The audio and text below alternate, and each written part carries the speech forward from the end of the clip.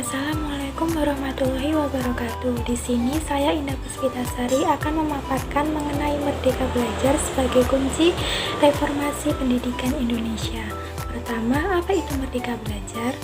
Merdeka Belajar merupakan program kebijakan pendidikan baru Kemendikbud, di mana kebijakan ini dicanangkan oleh Nadiem Anwar Makarim selaku Menteri Pendidikan dan Kebudayaan dalam menanggapi revolusi era 4.0.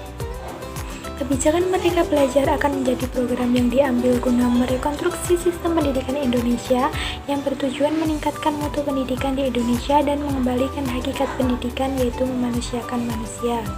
Kebijakan ini nantinya memusatkan pada 3 aspek, yaitu literasi, numerasi, dan karakter. Hal ini bukan tanpa alasan, di mana hasil penelitian Program for International Student Assessment tahun 2019 dalam bidang literasi dan matematika, Indonesia menempati posisi 74 dari 79 negara. Pembelajaran dalam Merdeka Belajar akan sepenuhnya berpusat pada kreativitas dan potensi siswa dengan kebebasan berpikir. Guru menjadi kunci dalam menunjang sistem pendidikan ini, karena peran guru di sini sebagai fasilitator dan pendongkrak kreativitas dan keaktifan siswa, sehingga meningkatkan pembelajaran yang partisipatif. Kebijakan Merdeka Belajar ada 4 program pokok yang ditetapkan oleh Kemendikbud, yaitu 1. Peniadaan ujian nasional dan akan digantikan oleh asesmen kompetisi minimum dan survei karakter. Asesmen ini rencananya hanya akan dilaksanakan di kelas 4, 8, dan 11, di mana penekanan asesmen ini pada kemampuan penalaran numerik dan literasi.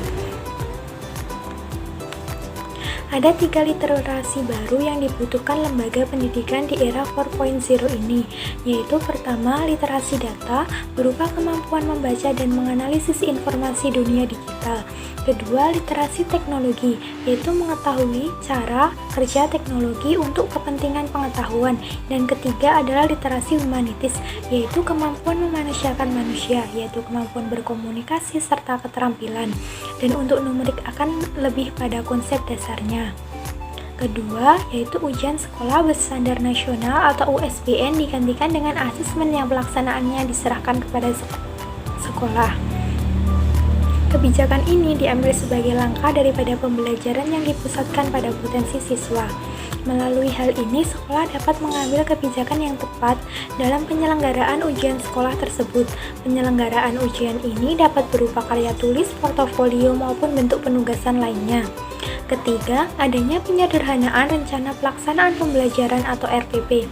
Nadiem Anwar Makarim mengungkapkan RPP cukup dibuat 1 halaman. Penyederhanaan ini sebagai langkah meminimalisir administrasi yang selama ini merugikan proses pembelajaran, sehingga guru dapat terfokus pada jalannya pembelajaran.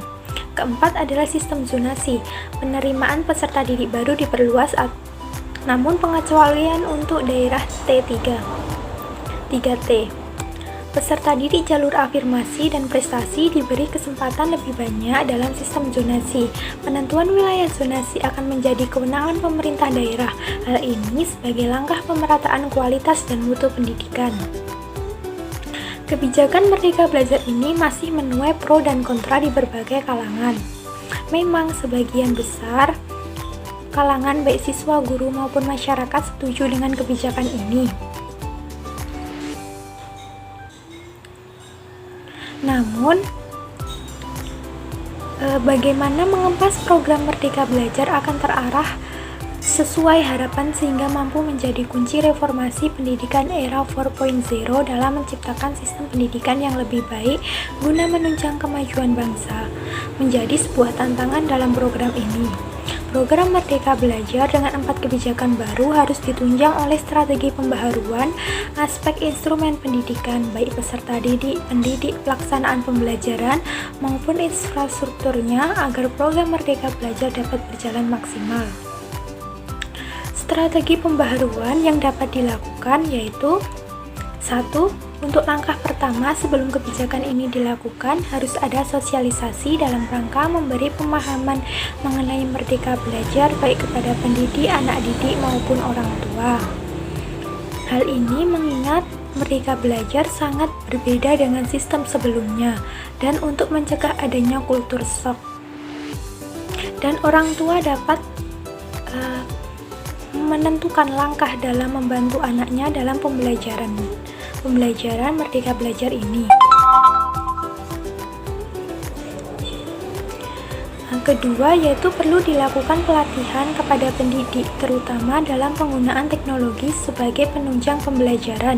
Hal ini menjadi gerakan penting menyongsong kebijakan Merdeka Belajar.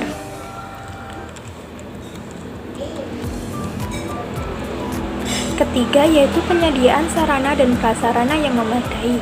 Sarana dan prasarana berbasis teknologi dan disesuaikan dengan kemampuan siswa sehingga memaksimalkan proses pembelajaran. Untuk era 4.0 ini, teknologi menjadi sesuatu yang harus diikutsertakan dalam pendidikan, sehingga sarana dan prasarana harus memadai.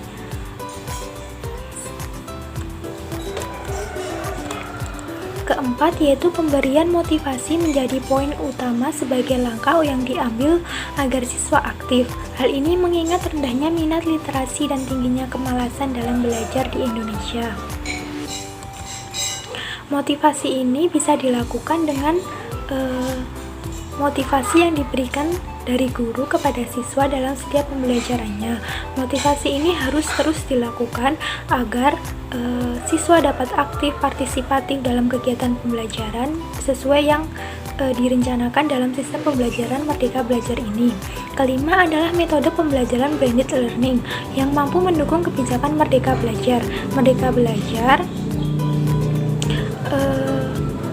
karena blended learning ini pembelajaran dua arah, yaitu langsung dan tidak langsung, yaitu dengan menggunakan teknologi maupun secara langsung bertatap muka. Dengan pembelajaran blended learning ini tetap bisa membangun literasi era 4.0, yaitu 3 literasi baru tadi, dan tetap mengutamakan penanaman karakter pada diri siswa.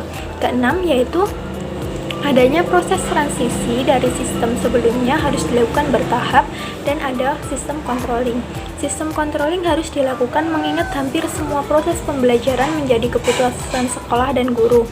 Hal ini dilakukan agar tidak ada penyalahgunaan kekuasaan serta terciptanya tujuan pendidikan yang sebenarnya. Dalam proses transisi dari sistem sebelumnya itu harus dilakukan secara bertahap karena Merdeka Belajar termasuk sistem baru dan harus dilakukan secara bertahap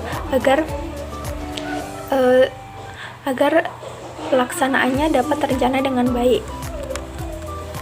Merdeka Belajar adalah suatu kebijakan yang menjanjikan bagi kemajuan pendidikan Indonesia apabila pelaksanaannya benar-benar direncanakan secara matang dan dengan infrastruktur yang mendukung. Merdeka Belajar dapat menjadi kebijakan yang mampu menjadi kunci reformasi pendidikan Indonesia ketika semua aspek instrumen pendidikan diperbaharui, baik dari guru, siswa, sistem pembelajaran, serta sarana prasarana sesuai dengan tren pendidikan era 4.0. Melalui Merdeka Belajar diharapkan mampu menciptakan generasi penerus bangsa yang mampu berpikir kritis dan berkarakter guna membangun kemajuan bagi bangsa. Terima kasih, sekian dari saya. Wassalamualaikum warahmatullahi wabarakatuh.